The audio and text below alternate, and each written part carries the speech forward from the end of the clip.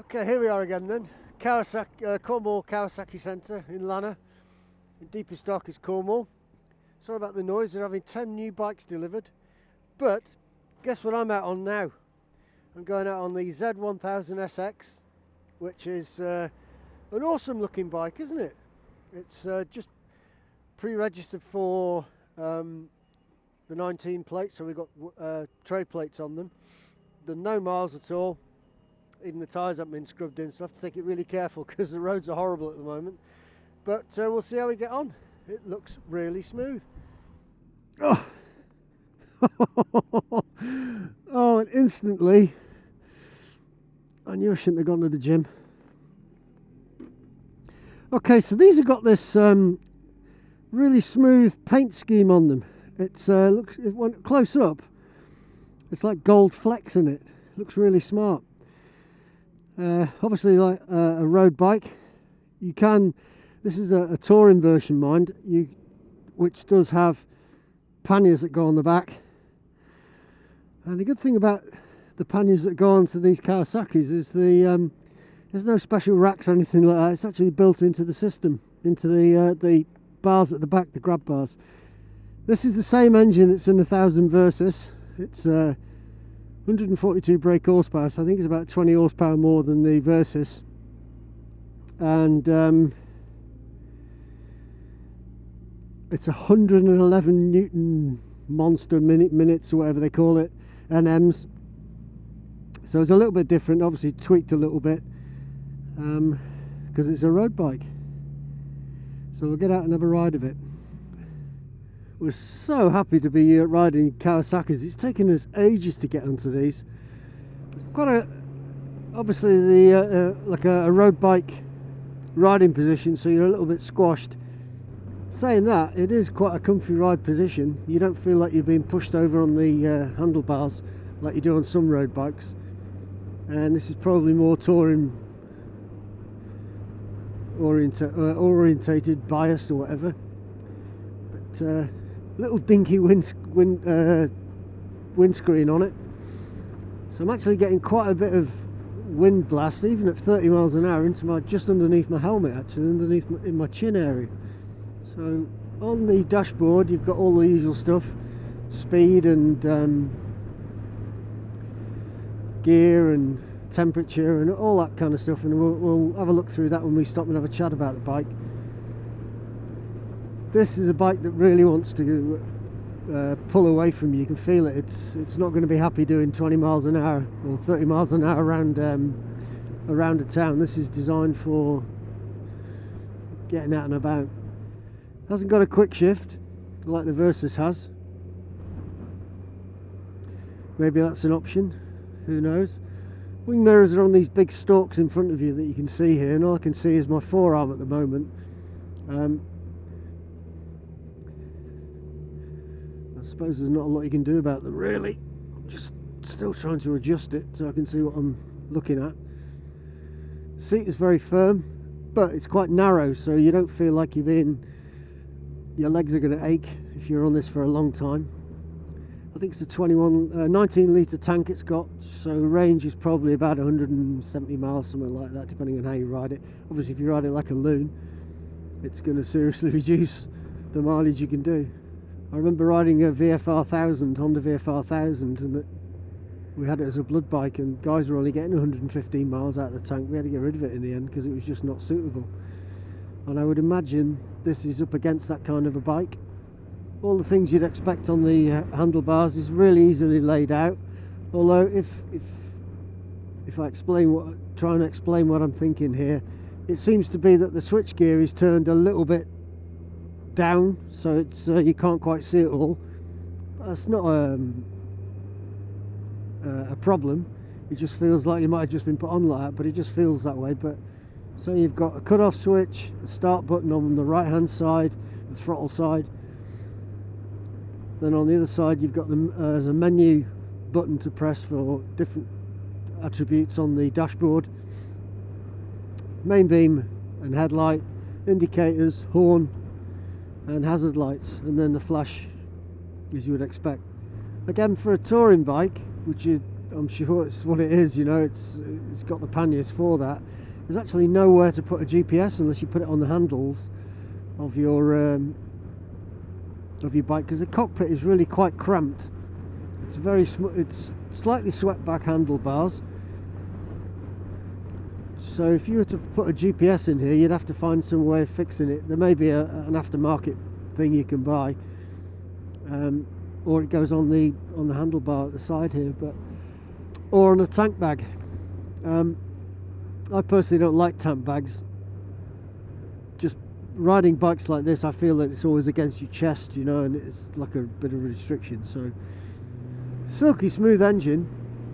I mean, I love the Versys we rode on another video, and Toby really liked it as well, to the extent that he said he'd buy one if he had to replace his BMW, which is quite a thing. I'd love to get one. So the engine is an inline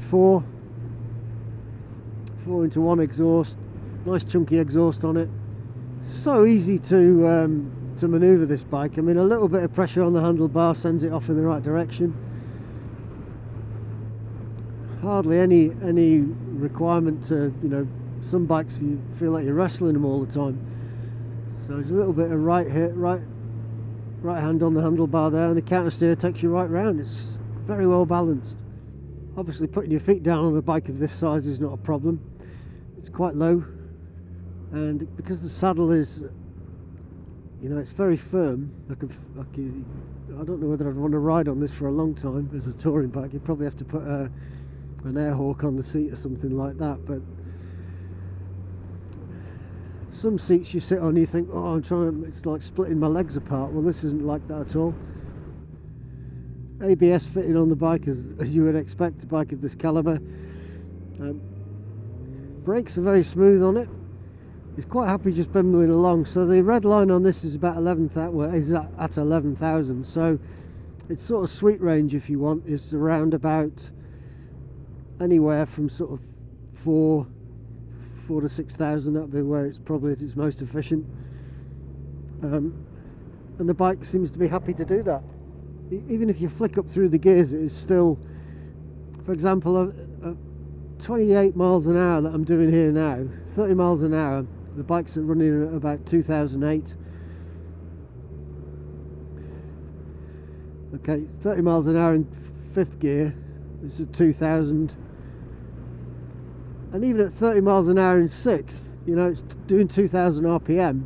It doesn't feel like it's having to struggle, where some bikes will be absolutely pulling themselves apart by now. So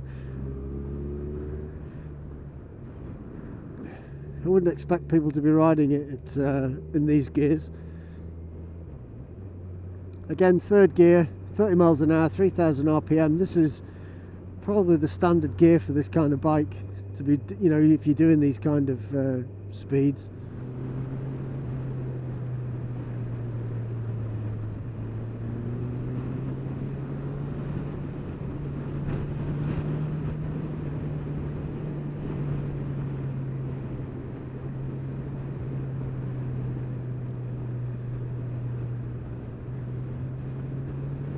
So I've got the worst combination of for a ride here. I've got a brand new bike that's got no miles on it at all, so it's got brand new tyres on it. We've got wet and dry Cornish roads that have got, in places, very wet, gravel and mud, and then it dries out really quickly. So the suspension is quite firm, as you would imagine. You know, this is probably a road.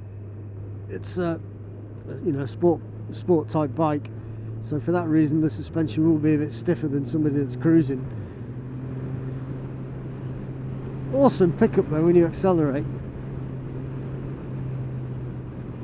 Sounds really nice. You can just hear it above the helmet. A bit clunky going through the gears, but that's probably just because I've never ridden it before. And it's a brand new bike, and we don't want to screw them because they are just demonstrator bikes.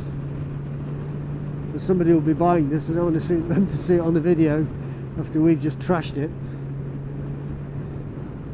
It's a very, very capable bike. No vibration. even when you're in low gears revving high. I think the only time you're going to get a stiff hand is hanging onto the throttle. Right, here we go. Another Kawasaki. Cornwall Kawasaki Centre have given us 2 more bikes to review, and they've given me this, which is the Z1000 SX, which is a bit of a beast, really. Saying that, you don't look too... I wouldn't buy one, but you know, I don't like these kind of bikes. However, don't let that put you off.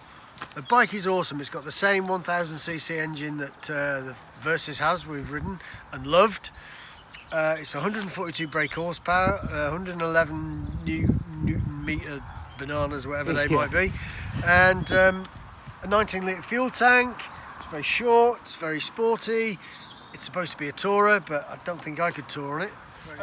Yeah, so you can tour with it. You do get panniers that fit onto this luggage system here, so you don't need to buy any extra racks or anything.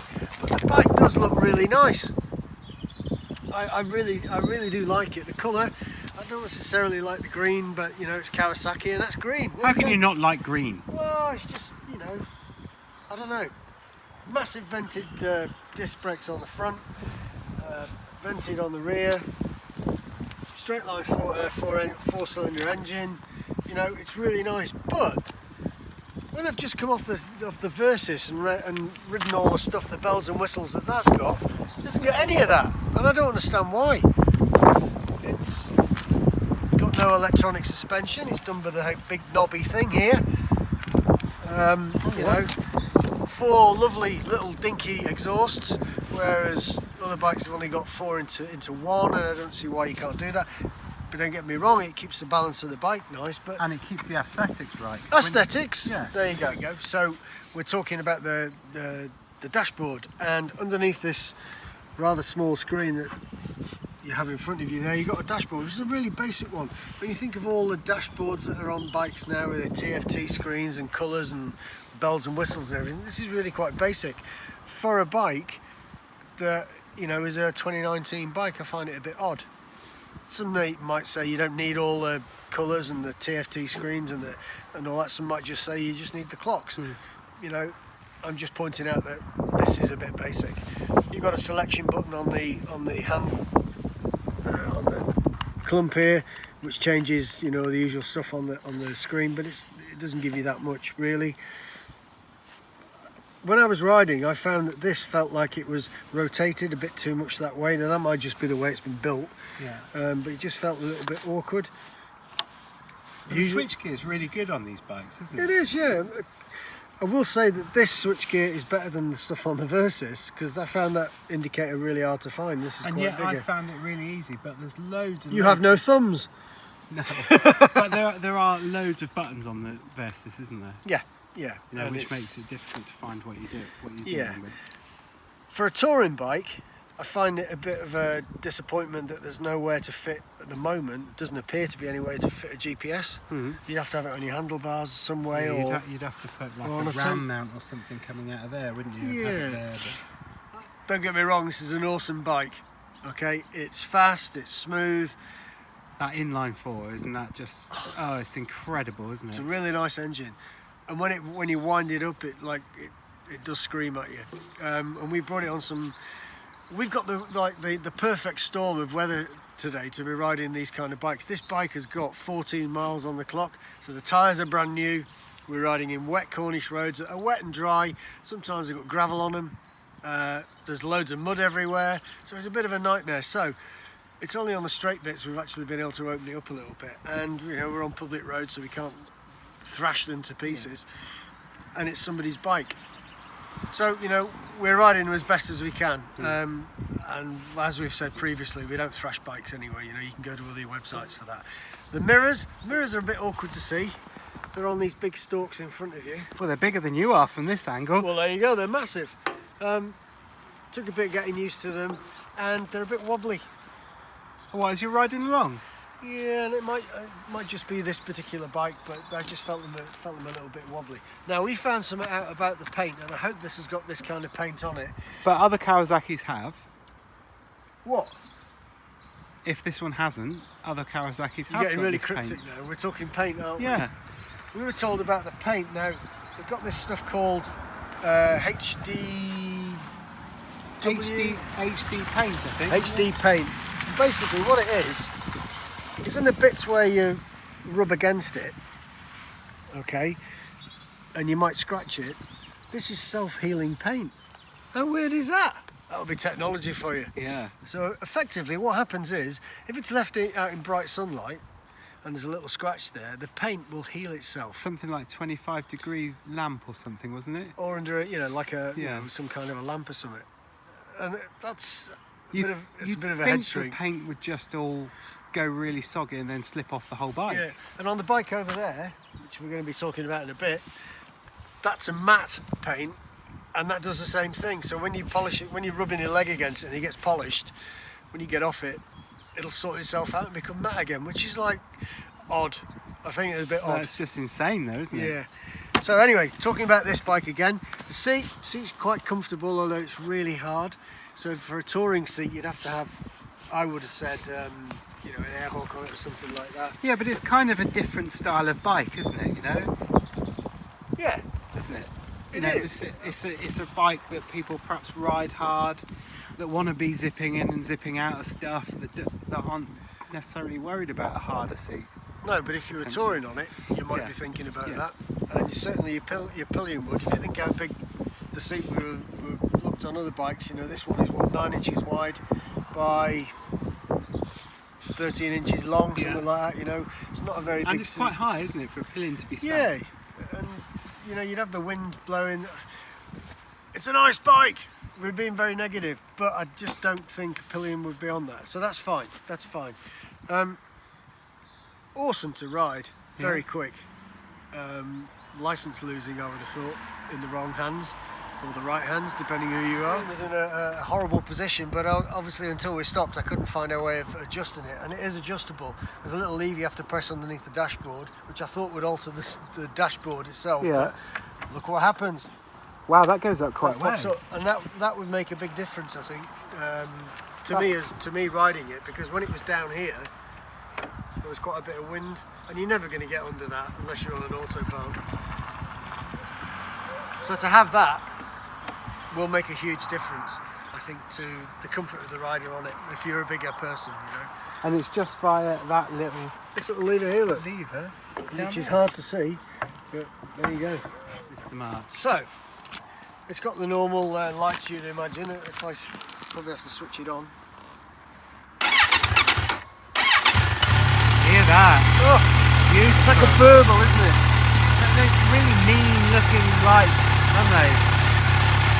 Yeah. I do like that, I must admit. Did you just flash, or was that I did, not personally, but the lights. Very smooth. So the engine sounds as a real gurgle. It's a real sort of burbly thing, and it's a howl when you wind it up on the revs. So I like it. I don't like it. I couldn't buy one. It's a bike for everybody. Definitely, this isn't for me, but this will do the job you want it to do awesomely. So big thumbs up if you like the video. Thumbs down if you don't. We just have to accept that. Subscribe to us because we really like that, and we'll see you soon.